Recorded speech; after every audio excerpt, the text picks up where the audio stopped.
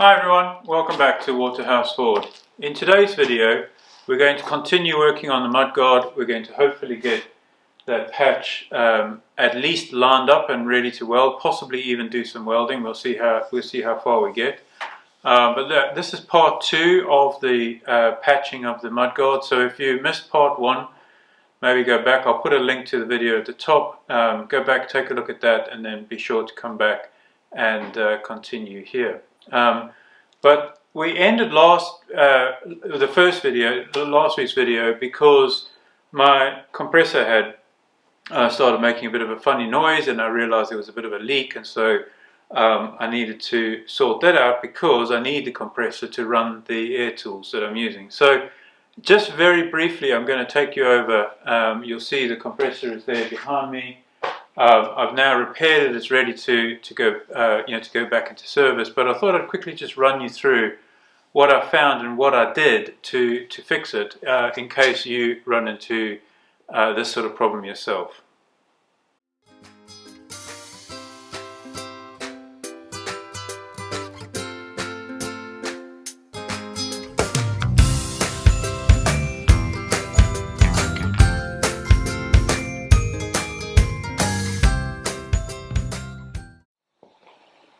So just very quickly, it's an SGS compressor. This is a brand in the UK, but essentially it's a mass-produced compressor. There's probably hundreds of different brands that use the same components, same kind of setup. So I thought I'd share a little bit what I found, and then because it's possible that somebody may encounter the same issue. Now, the first thing that I noticed was that I was leaking air here, compressed air here and here. And then when I started testing further, I found a leak up here as well. There, at this joint. Now, that got me, so immediately I thought, okay, well that needs to be repaired. It was so bad that the compressor was basically running continuously. It wasn't reaching the full 8 bar of pressure that it's designed to switch off at. So I didn't think that those leaks would be quite that bad. So I continued looking, and what I actually found was on the head gasket right back here where the head joins the body. We had a leak in there as well. Now that silver plate that you can see there, that's kind of like a reed valve setup, which allows the air in on one port and then exhausts out or exhausts into these two exits essentially, which then feed the tank. And then down the bottom at the bottom of the head, you've got the air filters. Now I'll talk about these in a second as well. But anyway, the point is that I had a leak over here, and when I took it apart and opened it up, what I found is that this unit had, underneath the reed valve, it had a paper gasket, and on top it had what looked like a silicon-based, like an RTV style, but very professionally done, very fine, perfectly formed seal around the reed valve essentially. But unfortunately that had actually blown out just over here, just below this bolt on this side. So that had actually blown out, and that occurred ultimately because the head bolts were loose. Now, it's very strange to me. This compressor is about, I want to say, 6 years old possibly, and it's been running pretty much flawlessly all that time. I've not had leaks like that. On many occasions it has stood fully charged overnight. I've tested using the gauges to make sure that it's holding pressure on multiple occasions, and this has not been a problem. And then suddenly, probably about 2 weeks ago, I noticed that it was running longer than I expected it to, and then actually end of last week when we were doing the video, and when I was working on the Mudguard, I noticed that it just wasn't switching off, and ultimately that's why it was leaking air all over the place. Now, why would all of these joints, the head gasket, why would that suddenly all go all at the same time? Very, very strange. I don't understand it. I sort of contemplated or wondered, is it, did it overheat, or I just don't know. I can't explain it. But anyway, point being, if you have one of these compressors, do yourself a favor, grab yourself a couple of spanners, and just run around quickly and check all the head bolts.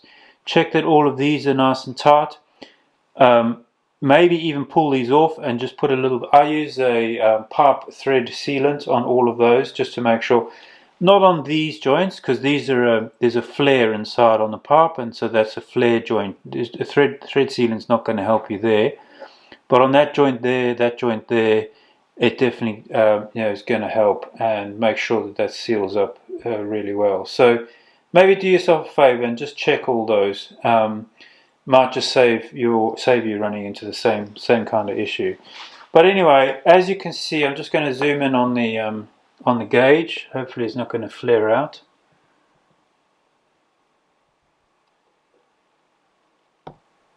I think you can see that. Let me try and... There you go.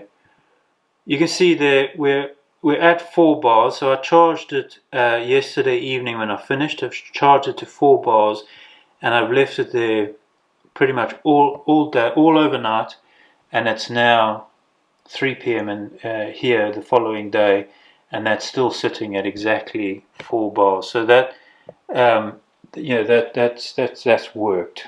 One other thing while I was there, I did remove this back cover here behind basically the crankcase cover. I drained all the oil, obviously, removed that. Check this. There's a diaphragm which also acts as a gasket here. I checked that, cleaned it, and put it back. It actually is. I have a replacement, a spare, and that came with the compressor when I bought it. But this one is a little less pliable than the replacement, but it's still perfectly serviceable. And so I did put that back, put new oil in, and got that. Essentially done what should be an annual service on the compressor anyway. One other thing, this gasket. So this has all been repaired now, obviously. But rather than use RTV again, because I don't think I could get it perfectly formed the way they had it, but what I did find online, there's a set. You can get them from Amazon. There's a set of gaskets. It comes with a gasket for the bottom here, where what's essentially the block would join the crankcase. It comes with the one for below the reed valve, and then it comes with a paper one for above the reed valve as well. So that you buy one set for one side, and then you buy the second set for the other side. Ordered them off Amazon. They came next day, I think it was, or the day after. I can't remember now. But yeah, a couple days, and then and I had those. I also mentioned the air filters. These are at the same time I ordered these replacements. The ones that I had on here were plastic, and they just had a little piece of foam in them, which I wasn't particularly happy about. This one, it's a steel body, and it actually has a paper filter in, which I think is going to do much better. And they were really not expensive. I can't remember the price now, but they weren't a lot of money, and it feels to me like that's going to do a better job, especially in the kind of environment that we use this. It can get quite dusty, and I think that's going to do a better job. So maybe worth just taking a look at that. If you're running one of these machines as well. Anyway, I'm going to get that set up. It needs to go outside back into the garage. Run the hose back in, and we'll get working on the Mudguard again. So as a reminder of where we are, I relaxed these 2 curves in here, which is allowing me to push this patch right up against the old metal, essentially. And we've got a pretty good fit all the way through to about there, and on this side only right at the beginning. All the way along here it's up to 3 millimeters away at the worst place. Also got a little bit of coffee can or oil canning going on in this metal here. You can see I've been doing some heat shrinking to try to improve that. Look, I've got it about as far as I think I can get it. With this being a long open expanse almost, you can't actually I can't seem to get it to heat shrink any tighter. But I think once we actually start welding this in, I'm hoping that this metal is going to give this old metal a little bit more structure as we go. But in essence, what we need to do is to try and get this patch higher up, especially on this side. So I'm going to start on this side and basically start taking a little bit off this edge here to start with, and see if I can bring this in a little bit. That will improve the whole length, and then we'll start working on both sides essentially. So I'm just going to do that with the air die grinder, and it's really noisy, so I won't film that. I'll come back once I've improved the fit a little bit. Right, we've got a much better fit now. I've had to open up these quite a bit more as well, in order, because obviously as I was taking essentially length off here, is bringing this whole thing up, and it was essentially bashing into these rods. So I've opened those up a little bit more. We can sort those out later, but I think you can see there now, hopefully you can see, I might zoom the camera in a little bit more. We've actually got the two pieces of metal, the edges now pretty much touching and rubbing up against each other, which is kind of what we're looking for. You want the closest possible fit to help the weld essentially. Yeah, I might actually just take a little bit off here. This seems to be overlapping a little bit here now. Let's just see if we can move this a bit.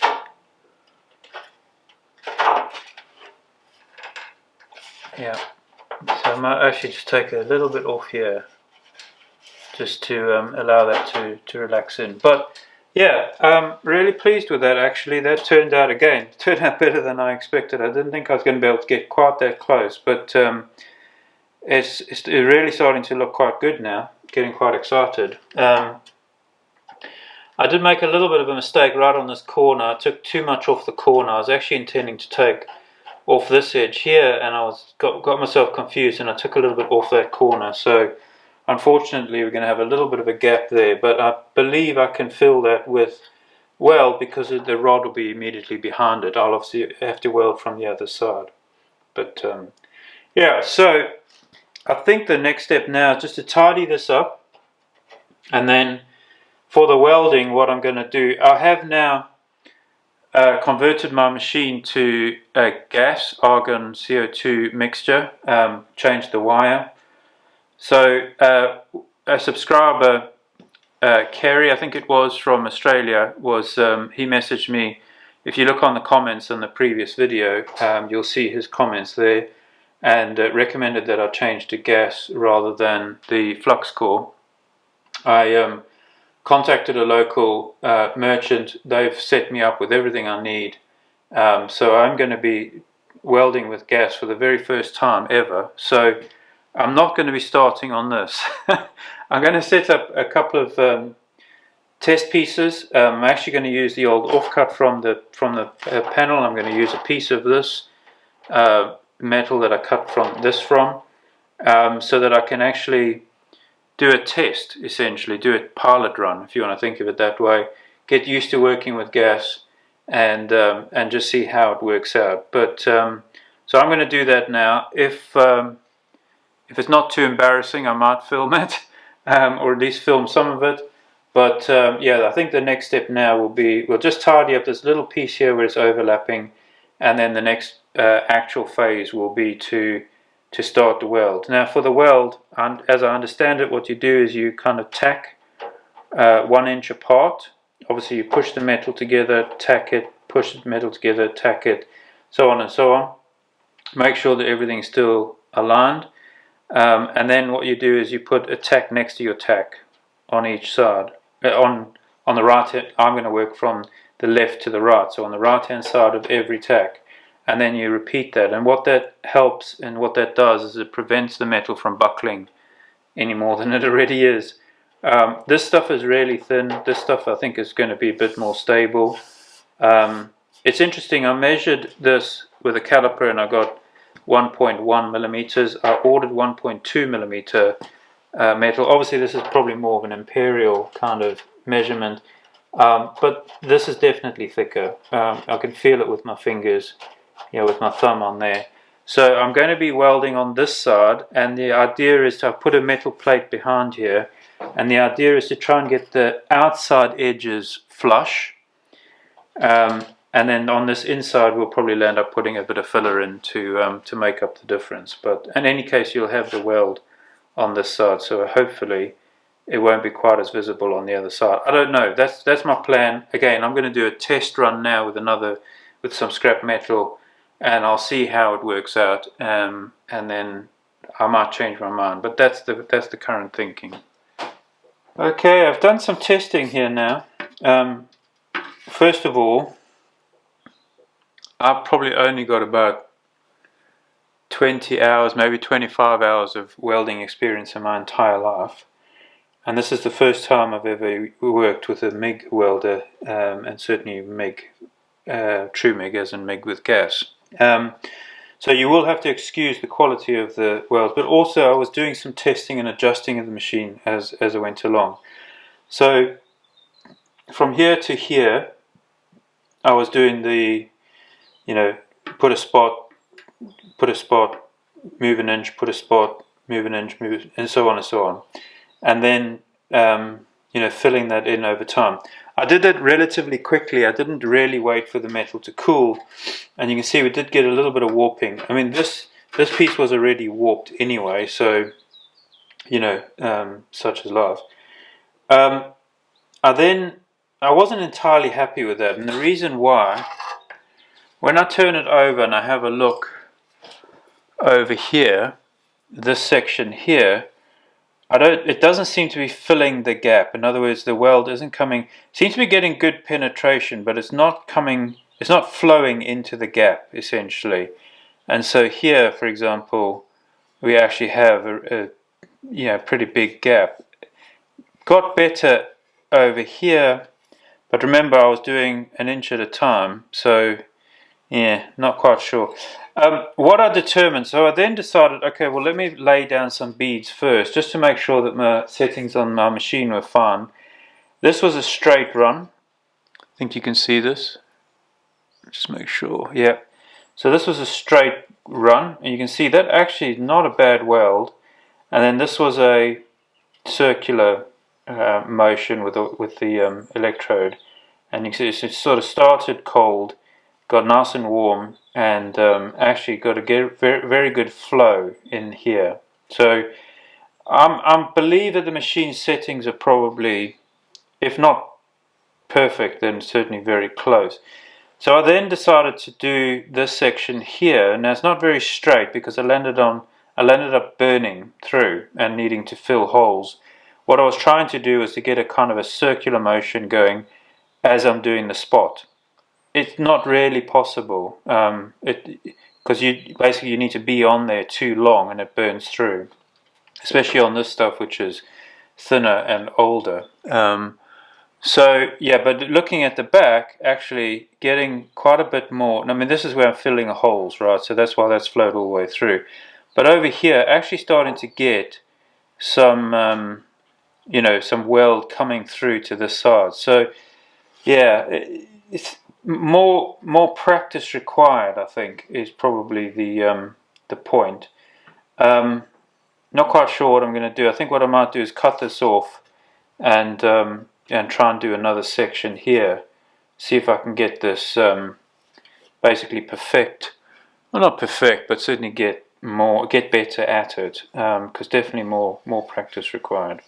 So yeah, I'm going to carry on with that, and then I'll come back when I think when I'm ready to actually weld the piece onto the mudguard.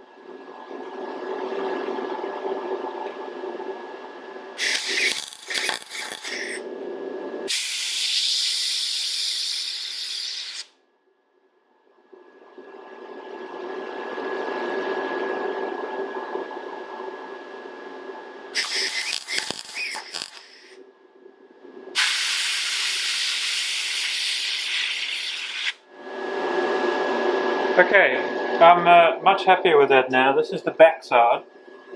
What I've done, I've turned the power up on the machine, left the wire speed as it is, and you can see we're getting a lot more flow through the gap now. This is the back side, as I said. So that's starting to look a little bit better. This metal's all wonky. I haven't bothered about aligning it or trying to keep it straight. This is the, should I call it the working side. Did a little bit of testing here. This is where I had it turned up more than it is now and started burning through. Really brought it back down again, and you can see starting to get some really nice welds there. So for example, if you look at that one, that's that one there. Yeah, that's really nicely stitched. There. I mean, that's a good one there. There's a gap here. This piece is overlapping this piece, so that you kind of discount that really. But as you come back down here, some really good stitching going on there. So yeah, I'm a lot happier with that. Like I say, this isn't perfect, and again, my welding abilities are questionable. But I think that's going to work for us. I need to remember short, sharp. It's going to be very quick, especially now that we've got the power turned up. So I'm on MIG setting. I mean, I don't know how this compares to other machines, but mine is on 20 volts, I suppose. I don't know. And the wire speed is 4 meters per minute, and that seems to be giving me. You can see this weld here. I think you can see that. That was again a nice, gentle, moving reasonably quickly, but circular, so that it didn't burn through. And you can see that that's really flowed really quite well. I'm quite happy with that as a line of welding, if you see what I mean. This touch and go is actually a lot more difficult than you would think when you see it on YouTube. But anyway, I might do a little bit more practicing. I want to try and get that timing right. So I'm going to do a little bit more practicing, but I think we're just about ready to start stitching the mudguard, the patch to the mudguard. Hopefully it's going to look a lot neater than this when I'm finished. Remember, this is essentially the inside of the mudguard. I'm doing it that way because these metals are slightly different thicknesses, and what I want to do is get this edge as close as possible. And of course, this is the side that's going to be sanded and ground down and polished essentially. So yeah, I want this side to be as straight as possible, and this side is the working side, if you see what I mean. Hopefully I'm doing that right. That's what makes sense to me. I might do some more grinding on this side and see what it looks like. Maybe on this side as well, although these are not straight, so yeah. Anyway, moving on. Well, this is where we've ended up. Well, we're not finished yet, but I've turned the mudguard around. This is essentially the back of the welding, and I've also cleaned it up with the die grinder a little bit, just to begin to see what we're going to end up with. But I'm going to bring you in a little bit closer. You can see we're burning through. This old metal is very, very thin in places, and it's almost impossible to weld anywhere near those spots without burning through. I'm going to persevere. In fact, I'm going to try from this side, essentially burning on the good metal and sort of folding it over. Hopefully that'll work. Had some luck with that in the past, but we'll see. I don't want to weld too much on this side because I suppose this is the side that most people are going to see, and so that's why I wanted to weld on the other side in the first place, but also because it's just easier setting this up, laying it flat and then positioning the metal. Anyway, also at the ends, both ends, it's kind of curled up, so that's going to need dealing with. What I'm figuring is I want to get the majority of it done There's some hammering required now. You're starting to get some buckles, despite using the air to cool it. It is buckling, and you remember that this old metal was kind of wavy, and I had to force it straight, essentially. But obviously that's created tension in both metals. So a little bit of hammering is going to be required, I think, maybe just to soften it. But also just to try to straighten it out as much as possible. I'm not entirely unhappy with this. It's not perfect, and it's far from perfect. But I think once we're done, and if I can get all these holes filled with weld, then I think a little bit of Bondo filler is not going to be horrendous on here. Now, the interesting thing is that obviously this is now going to be a nice smooth piece of metal, and this is all orange peel, so it's going to be visible, it's going to be obvious that a patch has been done anyway. I don't think that I can get this orange peel to be perfectly smooth like this again, so inevitably there's going to be a difference anyway, and at the end of the day it's a tractor, not a Formula 1 show car. Well, not Formula 1, but you know what I mean. Point is, if it's a little bit industrial, it's not the end of the world. But I do want it to be as nice as I possibly can get it. Clearly, I'm an amateur. I'll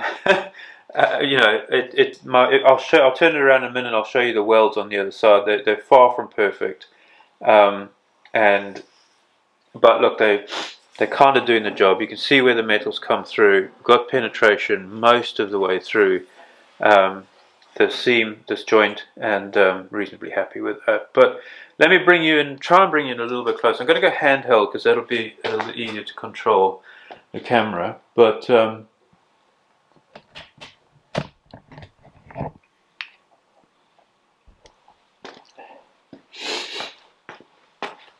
first of all, just to give you a view of this, like I say, where it's curling up, so that's going to have to be hammered down and kind of manipulated back into shape. You can see here the burning through that's happening. This is really thin. I wish I'd known, because maybe I could have come a little bit higher. I could have cut back a bit more, but to be honest, you get to the point where you begin to wonder, obviously whether it's even worth it. But and again here, but you see we've got a buckle here. I hope you can see that the metal's kind of doing this. It's not as pronounced as that, but we've got a kind of a hump here. So obviously that is under tension. We've got a bit of a hollow here, and then again it kind of buckles up here, or bumps up, and then down into a hollow across here, and here actually the metals actually overlapped, and I tried when I was fitting it, tried to get it to lay down, but unfortunately I thought I'd got it, but it must have moved again once I started welding. So I'm going to have to I need to work out what I'm going to do there. I think if I weld from this side, that might just soften the metal a little bit and allow it to settle back down. And then on this end, it's nowhere near as bad on this end, but also just curled up. So I haven't finished either end. I am going to do those ends from this side. But look, it's coming along. I'll just turn it over and show you the welding now. So there you go. You can see not the prettiest welds in the world, and quite high, unfortunately. So I am actually going to try and use the angle grinder just to take the tops off before I start using the air dye grinder, because I think it's just going to use up too much of the pad on the air dye grinder. So yeah, like I say, not the prettiest. A little bit of it almost looks like soldering in places, which is unfortunate. Let me just get the wire brush and clean this off. Sorry, I've got a bit of a sniffle.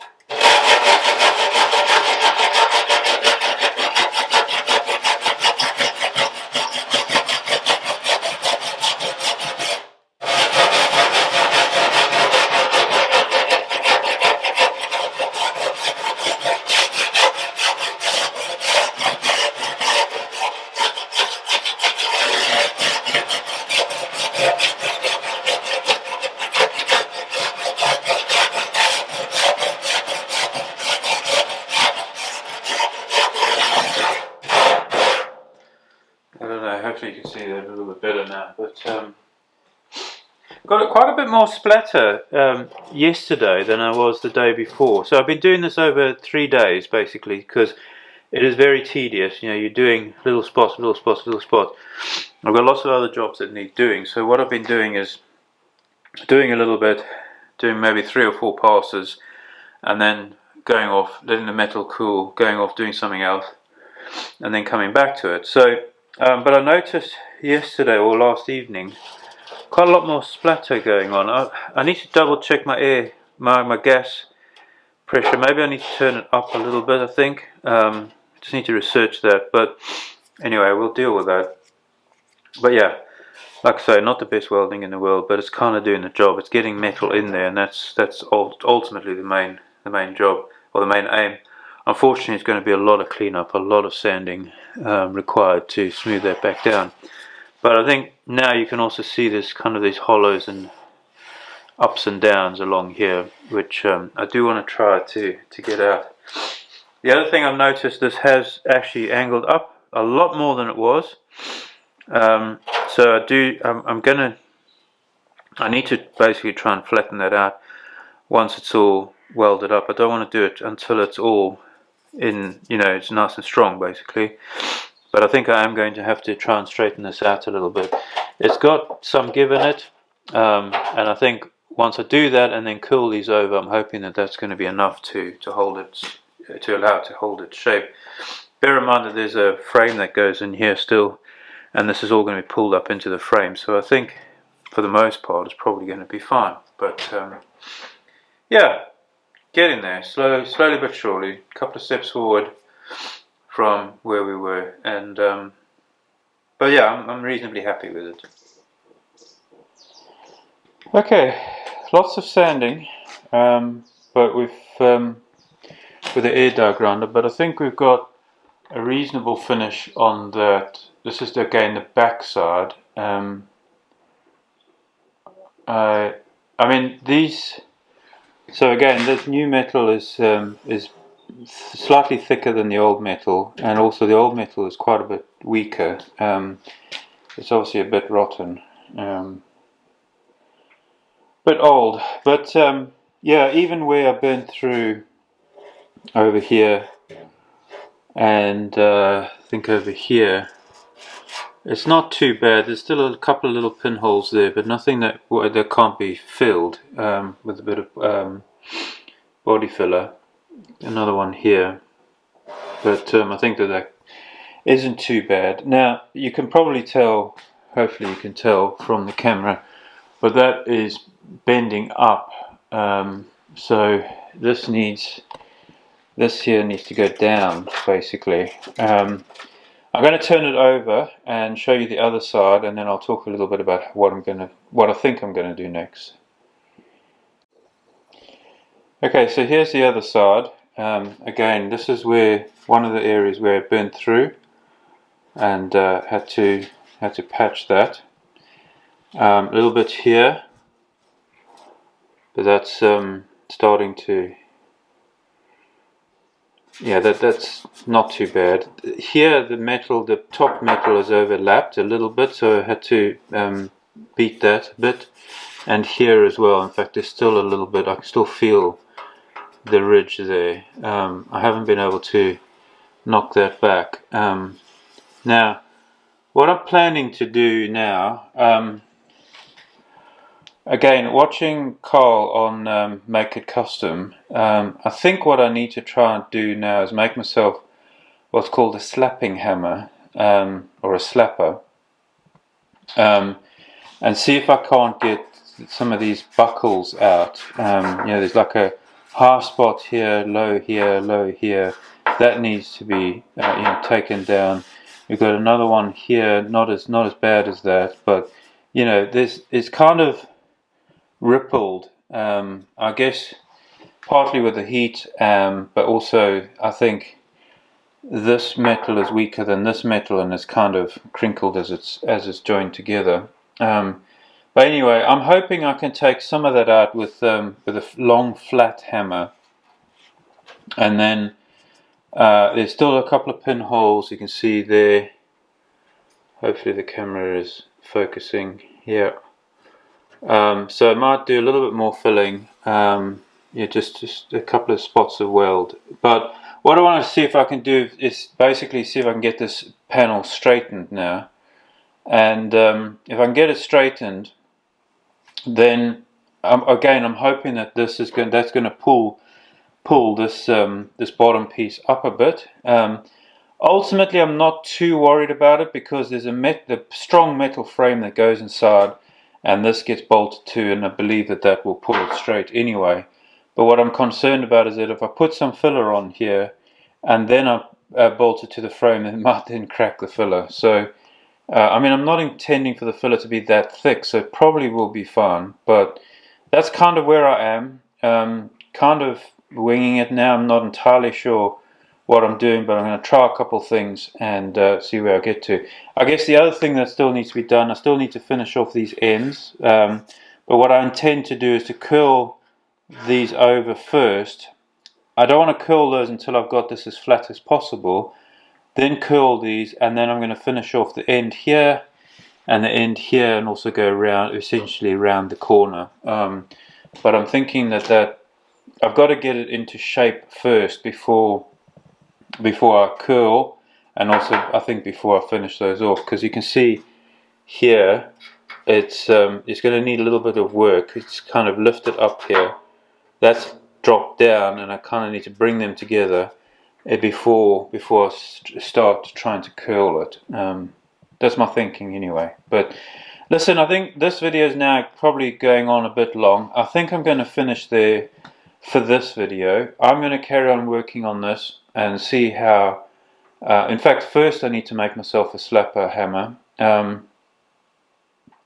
which I might do a video on that, I'm not sure. I mean, Carl at Maker Custom has got a video on that, so I'll probably just link to it rather than repeat what he's done. Oh, one other thing I did want to talk about, and I did learn this from Carl, is I was using cheap sanding discs on the air die grinder.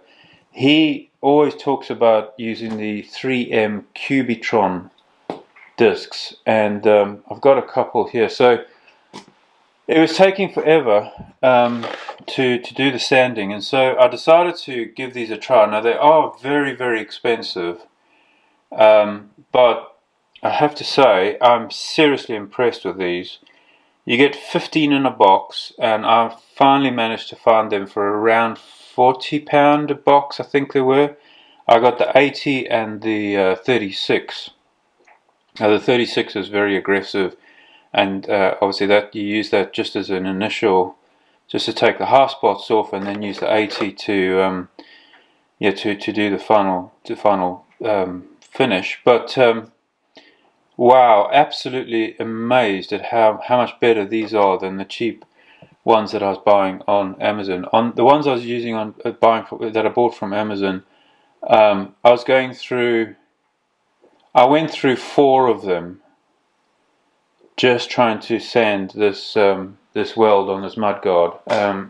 Started on this side and then turned it over, got about a quarter of the way along, and just lost complete patience with them, and decided to go with these the 3M product, and literally did the rest of it in about an hour. It was absolutely incredible, the difference. So, and they're still really good. I mean, I'll show you.